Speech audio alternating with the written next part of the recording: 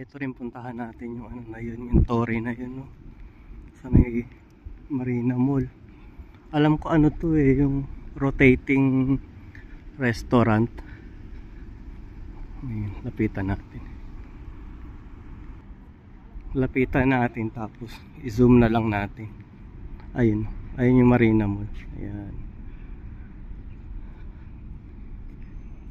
Alam ko ano to, rotating restaurant, yung tuktok na yun. Zoom na lang natin dito. Ayun.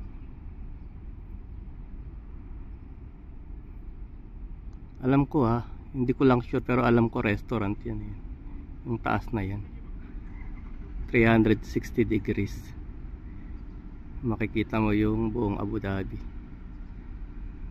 Ayun. Ayan. Galing, no?